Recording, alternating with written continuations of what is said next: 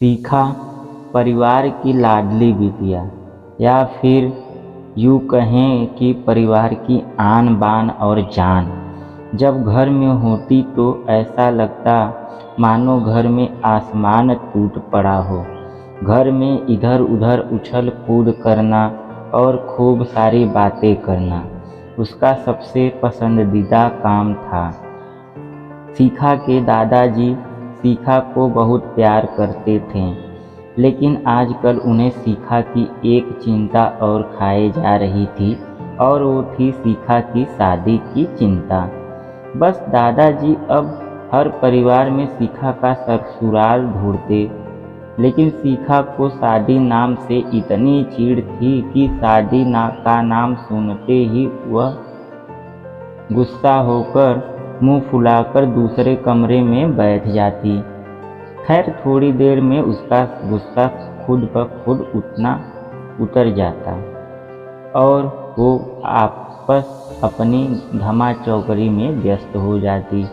काफ़ी खोजबीन के बाद भी सीखा के दादाजी को कोई ऐसा परिवार नज़र नहीं आया जहां वे अपनी लाडली बिटिया की शादी कर सकें।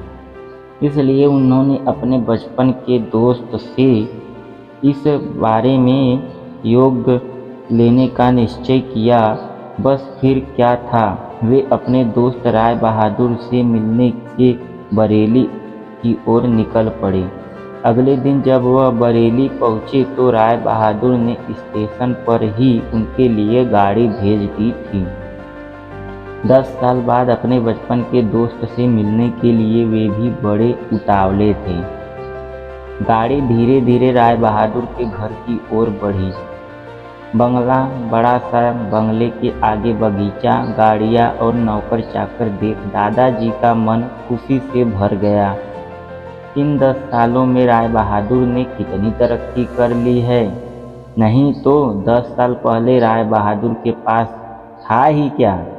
बस यही सब सोचते सोचते सीखा के दादाजी अपने दोस्त के बंगले पहुंच गए।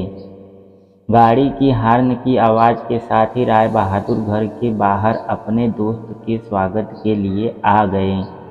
अपने दोस्त को गले लगाकर वे दादाजी को अंदर ले गए। घर के अंदर काफ़ी शानदार था। अपने दोस्त की कामयाबी को देख सीखा के दादाजी भी फूले नहीं समाये। चाय नाश्ता के बाद राय बहादुर ने उनके खास दोस्त के आने का कोई खास कारण पूछा। दादाजी ने पोती की शादी के लिए एक अच्छा सा परिवार ढूंढने की काम सौंपते हुए बिटिया का फोटो राय बहादुर के हाथ में सौंप दिया। राय बहादुर भी अपने बेटे विक्रम के लिए एक सुयोग्य कन्या की तलाश में थे। तीखे नैन नक्श चेहरे पर तेज और एक बार में ही किसी को पसंद आने वाली सीखा बिटिया को फोटो में देखकर ही उन्होंने सीखा को अपने घर की बहू बनाने का फैसला कर लिया। राय बहादुर इतना सोच ही रहे थे कि इतने में उनका बेटा विक्रम आ गया।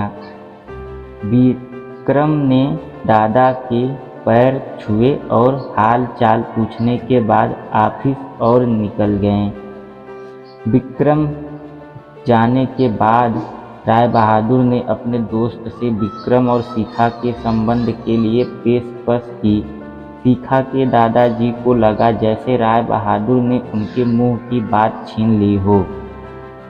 खैर प्रसन्नता से विदा लेकर अपने घर आने का कहकर दादाजी अपने घर की ओर निकल गए। विक्रम को सीखा बहुत पसंद थी, लेकिन विक्रम की माँ विक्रम की शादी अपने से भी बड़े घर में करना चाहती थी। लेकिन विक्रम के मनाने पर वह मान गई और तय समय पर विक्रम और सीखा की शादी हो गई। ससुराल में सीखा के सास ससुर विक्रम के बड़े भैया भाभी और सीखा की ही उम्र की एक ननद थी रागिनी। अपनी सादगी और सबका अच्छे से ख्याल रखने के कारण सीखा ने घर में सबके दिलों में जगह बना ली।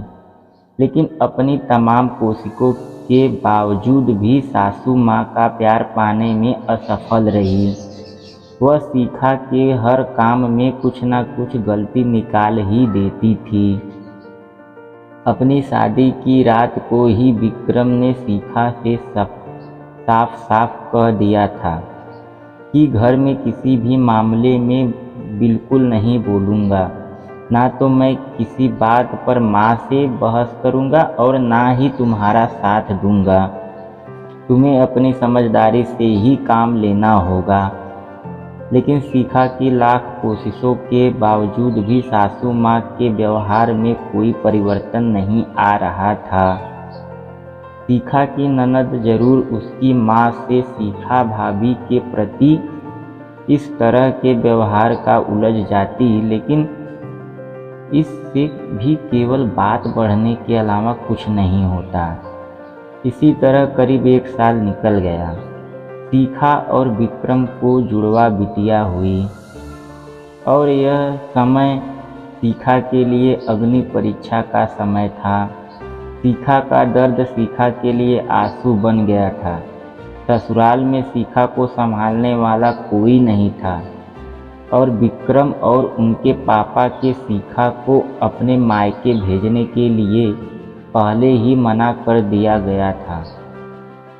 एक दिन रागिनी कॉलेज से आई तो उसने सभी को कॉलेज में सालाना कार्यक्रम में आने के लिए कहा और यह भी कहा कि कॉलेज में उनकी भी 2 प्रस्तुतियाँ हैं, इसलिए आप सभी का चलना बहुत